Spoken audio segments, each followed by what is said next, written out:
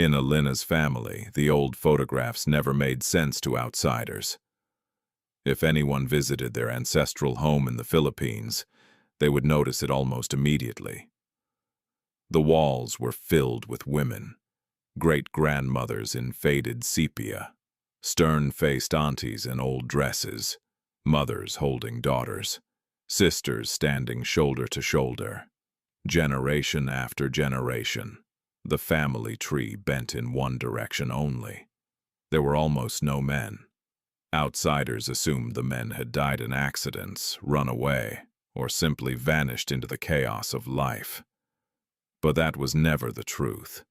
The truth was older, darker, and carefully hidden. In Alynna's bloodline, men were never meant to stay. They were chosen only for one purpose: to give the family another daughter. Pause. The curse in their family did not pass to every child. It did not even appear in every generation. It waited. It skipped through the bloodline and always returned to the fourth generation. Always one girl, always one chosen vessel. Alynna was that vessel. Her grandmother was not Aswang. Her mother was not Aswang. But Alynna was born carrying the sleeping seed of it. And in her family, once a daughter was born, the husband had to die. That was the ritual. That was the offering. That was how the bloodline remained sealed. Alynna learned the truth young. She learned it from whispers behind closed doors, from the locked chest in her grandmother's room, from prayers spoken with fear instead of faith. And she learned one lesson above all others: never fall in love. Because in her family, love was never safe. Love led to marriage. Marriage led to birth. Birth led to ritual, and ritual led to death. So Alynna grew into a beautiful woman who kept her distance from every man who wanted her. She smiled without inviting, laughed without promising, spoke kindly, but never opened the door. People thought she was independent, difficult, maybe a little cold. No one knew she was protecting them. No one knew there was something beneath her ribs with claws. After McAllen, the killings stopped. The bodies that had once appeared near lonely roads, dry brush, and forgotten places no longer turned up. And then Alynna disappeared. She left quietly. No dramatic goodbye, no explanation that mattered. Even Maria only received a short message saying Alynna had taken a new position and needed a fresh start. That fresh start brought her to Houston, Texas. There she applied for a pediatric nursing position. She wanted a change, a real one. She told herself that if she worked with children, maybe something inside her would soften. Maybe she would stop being surrounded by cruelty.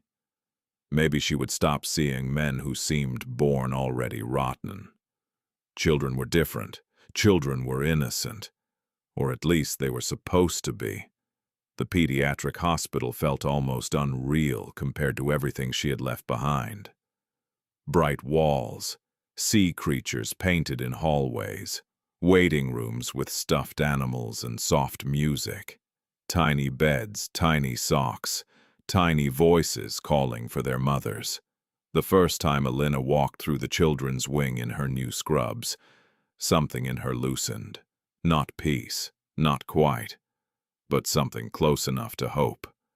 And for a while, it seemed to work. The hunger did not disappear, but it weakened. She learned to control it. She no longer fed every week. Instead, she forced herself into a new rule. Twice a month, only twice, no more than that, and never in Houston. When the hunger rose, she traveled. Louisiana, Arkansas, New Mexico, sometimes farther. She chose the forgotten corners of other states, the places where people disappeared without anyone noticing right away. Most of the time, she hunted men and women who were already feeding on the weak, predators hidden among the homeless, violent addicts, dealers who exploited the lost. She told herself this was control. She told herself this was discipline. She told herself this was survival. At the hospital, she became known as calm, competent, and unusually good with frightened children. Kids trusted her. Even the ones who cried for everyone else often quieted when she entered the room. Some of them held her hand. Some of them asked for her by name. Some of them fell asleep only when she stayed nearby. And every time that happened, something painfully human stirred inside her. A feeling she did not trust. Tenderness. At first, it was just a pattern she noticed. Not every bruise meant abuse.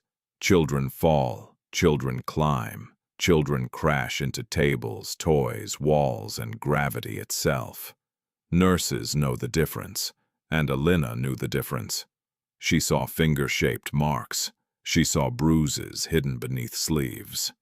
She saw children who did not fear needles, but froze the moment a certain adult entered the room. She saw flinching, silence, terror too practiced for a child. Then came the cases no one forgot. A little boy with injuries that did not match the story. A girl who panicked whenever a door closed. A foster child with scars that looked older than her smile. The hospital did what hospitals do. Reports, documentation, social work, case reviews, investigations, phone calls, meetings, protocol. Sometimes the system worked, sometimes it didn't. Sometimes the same child returned with fresh injuries and a new excuse whispered on behalf of an adult. That was the part Alynna could not bear. Not the suffering alone, the delay, the waiting, the machinery of justice moving so slowly that evil had time to sleep well at night. One evening, Maria called her. Maria's voice still carried that familiar tired warmth, the kind only nurses understand after enough shifts, enough codes, enough break room confessions. "You disappeared on me," Maria said. "I transferred, not died," Alynna replied. "Same difference." Alynna smiled. Then Maria asked quietly, "You okay?" The question lingered. Alynna looked out the window of her apartment and said, "I'm better." It was not exactly a lie, but it was not the whole truth either. One of the first children who truly changed something inside her was a 6-year-old boy named Daniel. He came in dehydrated, bruised, and withdrawn. His mother said he had fallen down the stairs. Daniel said nothing. He lay in bed clutching a stuffed dinosaur with both hands as if it were the only honest thing in the room. When Alynna checked his vitals, he whispered, "Please don't let him come." She bent close and asked softly, "Who?" But Daniel only pressed his face into the dinosaur and refused to say more. His chart told the rest. Multiple prior visits, minor injuries, changing stories, a known man in the household, a pattern nobody had managed to break. Over the next few days, Daniel trusted only Alynna. He let her take his blood pressure. He let her fix his blanket. He let her sit beside him when no one else could calm him down. One night in the dim silence of the room, he asked, "Are monsters real?" Alynna stared at him. Monitors hummed softly. Footsteps passed outside in the hallway. Then she answered, "Yes." Daniel looked frightened, but also relieved, as if someone had finally told him the truth. Then Alynna said very quietly, "But some monsters hunt other monsters." Daniel was discharged into temporary protective custody. He was safe for now, but the man in his life was not behind bars. Not yet. Alynna saw him once at the hospital. Just once was enough. The dead look in his eyes, the confidence, the oily way he carried himself, like consequence belonged to other people. That night, something in Alynna changed. The hunger no longer felt like appetite. It felt like judgment. She followed him carefully, watched him, verified everything, waited. Then on a rainy night in Houston, he left a bar alone. He never made it home. By morning, he was simply another missing man. And Alynna walked through her next shift with the same calm face she always wore. But deep inside, the line had already been crossed. After Danielle, it became harder for Alynna to look away. She noticed more. A father whose child trembled when he raised his voice. An uncle with a sealed record and a smile too eager. A foster parent whose kindness looked rehearsed.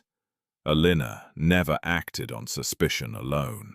She watched, she checked, she waited for certainty. And once certainty came, she hunted. She never struck near the hospital. Never around the children. Never anywhere that could cast suspicion on the unit.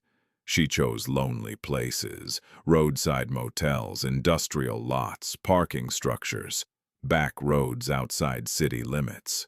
News stories surfaced now and then. A man disappeared in Louisiana. Another was found dead under strange circumstances. A registered predator never arrived for court. A violent offender vanished while crossing state lines. To everyone else, these looked like isolated incidents. To Alynna, they were corrections. Tiny repairs in a world that kept letting monsters breathe. But each act of revenge left something behind. Not guilt exactly, something heavier. A growing exhaustion. A shadow collecting in the corners of her soul. Marco arrived in early autumn. He was introduced during morning huddle as a new hire from the Philippines, a nurse with prior experience and a calm reputation. Within a week, everyone liked him. He was patient with parents, gentle with children, steady during chaos. He was handsome, but not in a flashy way. There was something grounded about him, something quiet. That, alone, would not have mattered. What unsettled Alynna was something else. He noticed too much. He noticed that she never ate during long shifts. He noticed how children calmed around her. He noticed how stray cats outside the hospital seemed to avoid her. He noticed the tiredness in her eyes after certain weekends. One evening in the break room, he looked at her untouched coffee and said, "In the Philippines, people would say you have the appetite of a ghost." Alynna lifted her eyes slowly. "Is that supposed to be funny?" He gave a small smile. Maybe. Something about the way he said it made the air between them feel thinner. He did not flirt with her like other men had. No swagger, no persistent teasing, no trying to crack open her defenses for sport. Instead, he observed her with a kind of careful understanding, and that frightened her more than desire ever could. So she began avoiding him. Not obviously, just enough. Different elevators, shorter conversations, longer routes down hallways. But Marco noticed that too.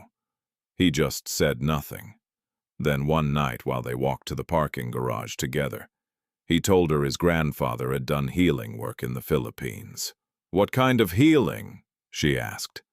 He looked at her for a long moment and said, "The kind people in America usually laugh at." Alynna stopped walking. Something old and cold moved through her. And for the first time in years, she felt not merely watched, but recognized.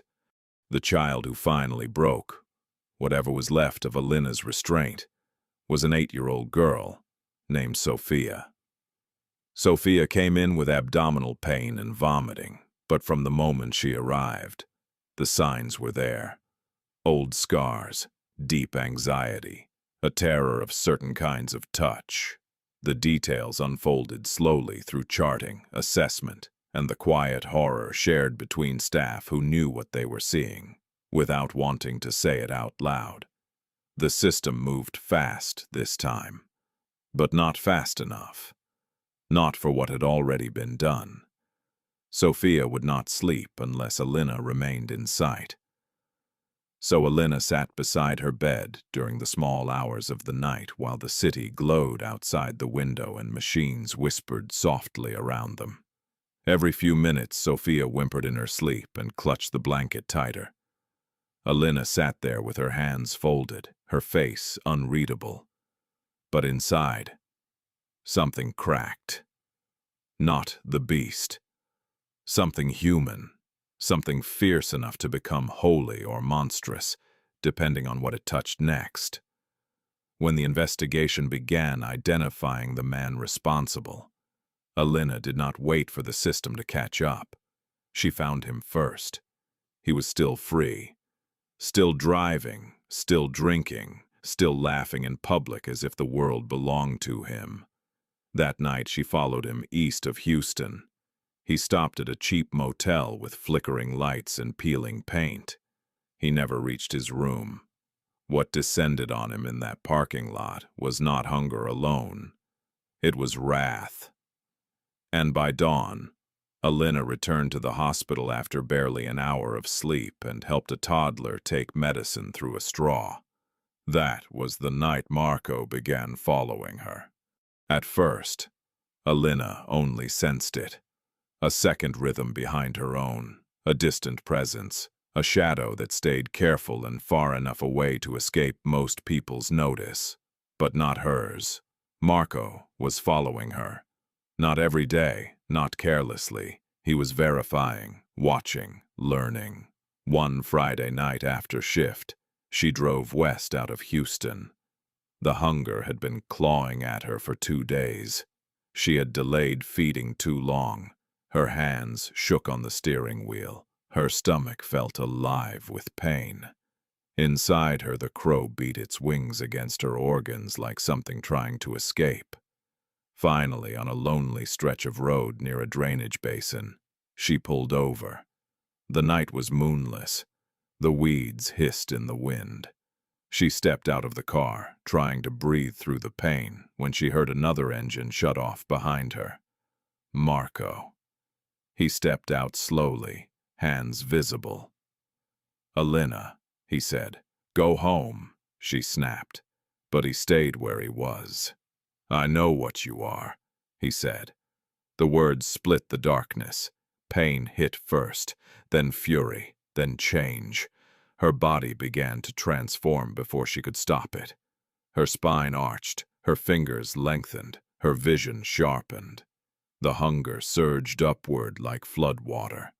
Marco saw it all, and still he did not run. That frightened her more than anything. He told her the truth.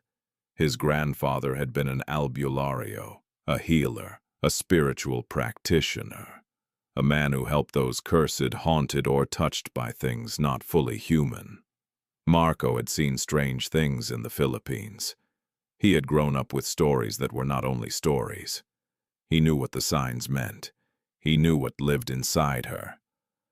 When Alynna collapsed to her knees, clutching her abdomen, she finally said the words she had hidden her entire life. "There's a crow in me." Marco nodded, and when she asked, with tears in her voice, "Can it be removed?" he answered carefully, "Maybe, maybe." A small word, but to Alynna, it sounded like the first crack of dawn after a lifetime of night. And there in the dirt, half transformed and trembling, she cried harder than she had in years. Because for the first time, someone saw the monster and did not step away. After that night, everything changed. Not quickly, not neatly, but completely. Alynna and Marco began meeting in secret. Long talks after shift, quiet drives, hours spent in parked cars speaking softly under streetlights. Marco asked careful questions, not like a detective, like someone trying to understand how to save a person without breaking what was left of them.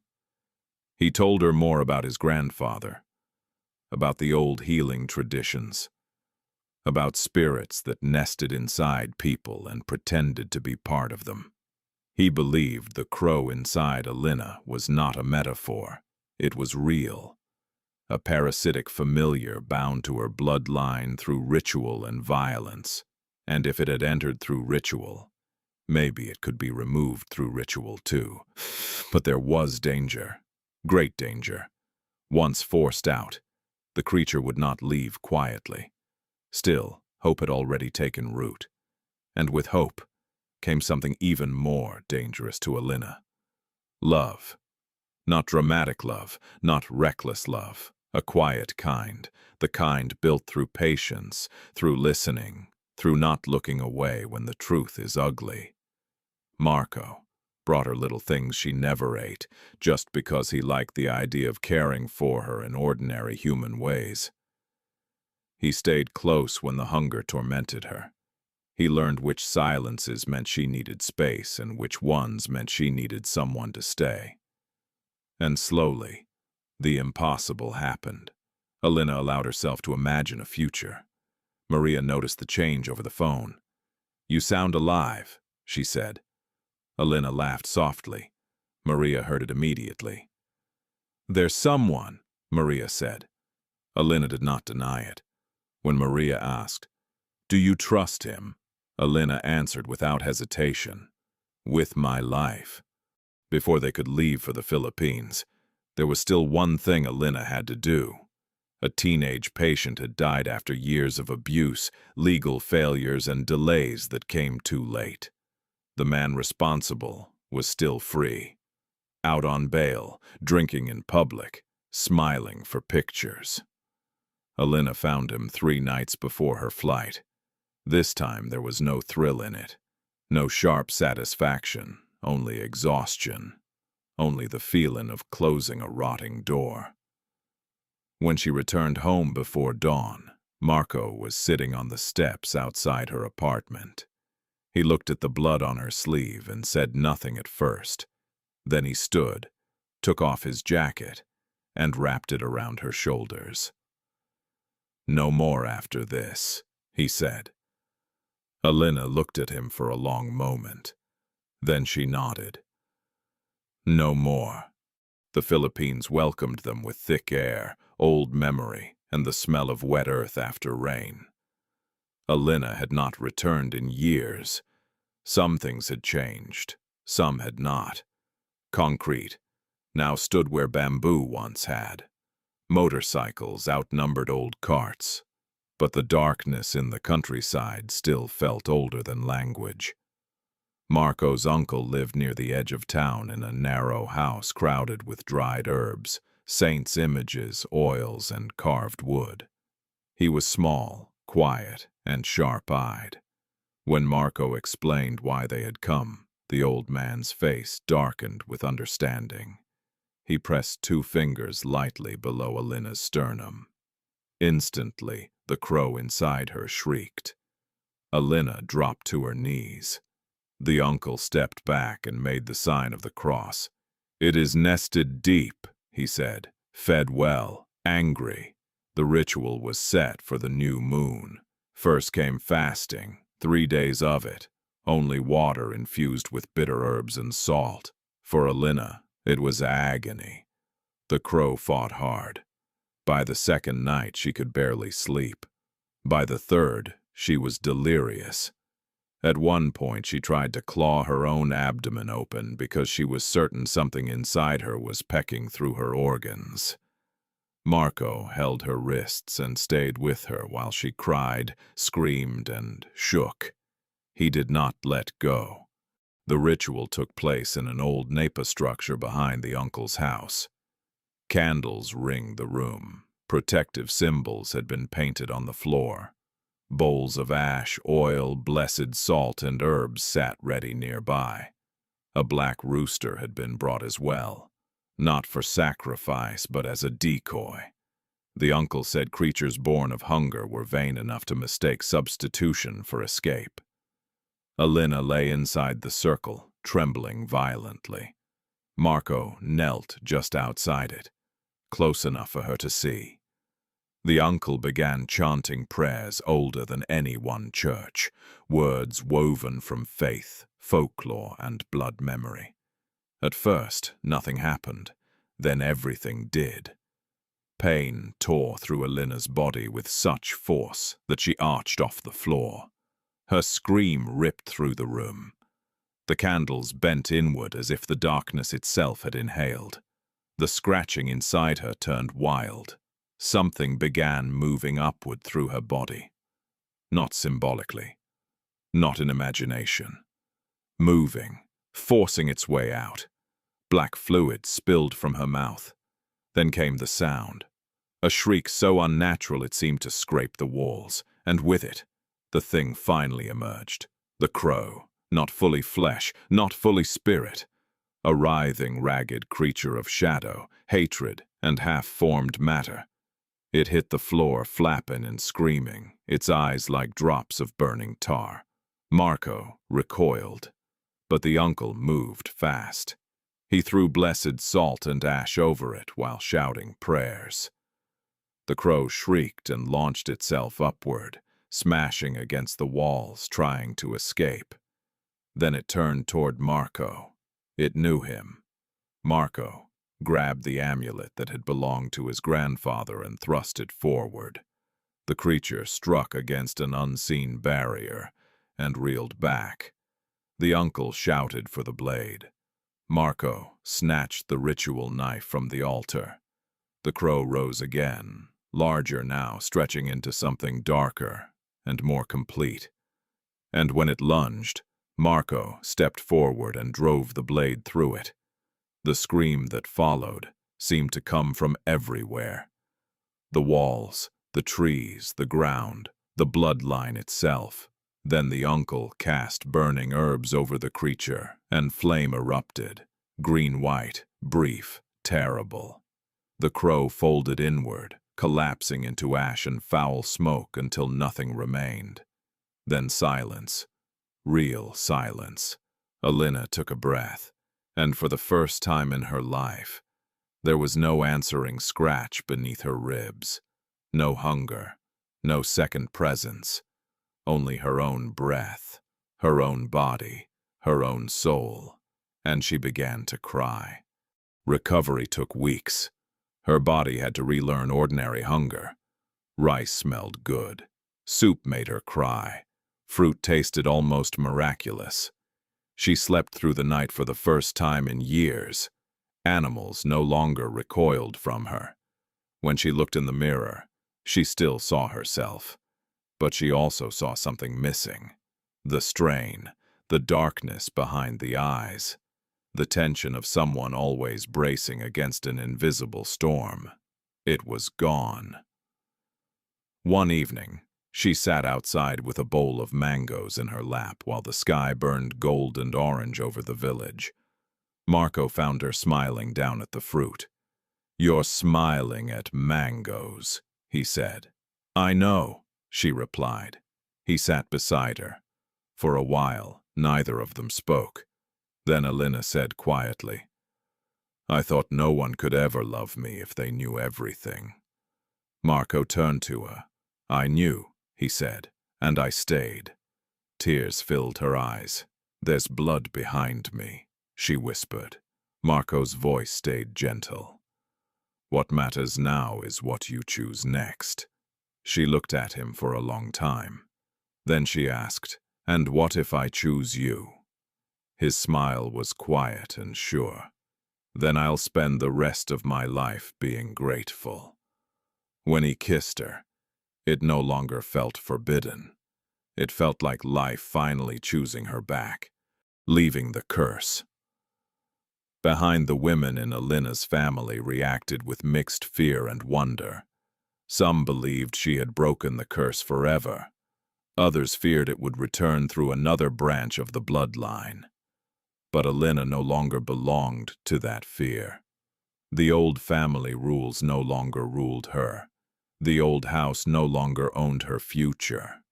The old warning, "Never fall in love," no longer sounded like wisdom. It sounded like a prison sentence from dead generations, and she had already walked out of the cell. When they finally returned to America, Alynna and Marco had a plan.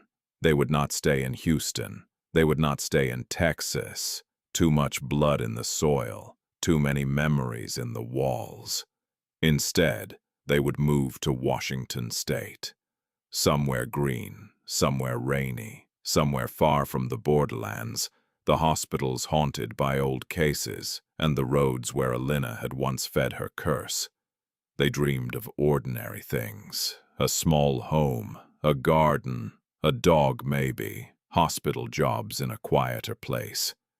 Rain tapping on windows instead of old hunger scratching inside her body. For the first time, Alynna imagined marriage without seeing death standing behind it. For the first time, she imagined tomorrow as something clean. Before leaving Houston for good, Alynna saw Maria one last time. Maria stepped into the apartment and immediately noticed something different. There was food in the kitchen. Real food. Fruit, bread, soup, tea. Maria raised an eyebrow. "Well," she said, "either you've changed or somebody finally taught you how refrigerators work." Alynna laughed. Maria froze for a second. "That laugh is new," she said softly. They sat among half-packed boxes and talked for a long time. Alynna did not tell her every detail. Some truths were too strange, too old, too sharp to hand over whole. But she told her enough. Enough for Maria to understand that there had been darkness, that there had been suffering, and somehow, unbelievably, there had also been healing. Maria studied her for a while, then smiled sadly. "You look lighter," she said. "I am," Alynna answered. Maria nodded. "Then go," she said. "Leave all this haunted Texas drama behind." Alynna smiled. "That's the plan. And this Marco, he's coming with me." Maria grinned. "Good. About time somebody loved you properly." When Maria hugged her goodbye, she held on longer than usual, as if she was saying goodbye, not only to her friend, but to the ghost of who that friend used to be. Weeks later, under a gray sky in Washington State, Alynna and Marco stood together overlooking a vast stretch of evergreen forest and cold water. The air smelled of pine and rain. Mist rolled softly through the distance. Alynna rested one hand over her abdomen. Nothing. No crow, no clawing, no ancient tenant pretending to be part of her. Only stillness, only herself. Marco slipped his hand into hers. Behind them lay Houston, McAllen, the hospital corridors, the back roads, the hunger, the bloodline, the curse. Ahead of them lay a life no ancestor had prepared her for, which made it the first life that was truly hers. Marco turned to her and drew a careful breath. "You know," he said, "I still haven't asked you properly." Alynna looked at him. "Marry me." She laughed first, then cried, then laughed again through the tears. "Yes," she said. A simple word, a human word, a word nothing inside her fought anymore. Below them, waves struck the shore in a slow, steady rhythm, as if the world itself believed in starting over, as if the earth knew some stories are not meant to end in darkness. Some are meant to crawl out of it. For years, Alynna had been the thing waiting outside other people's windows. Now at last, she was the one standing in the light. And this time, the light did not burn her. It welcomed her. The end.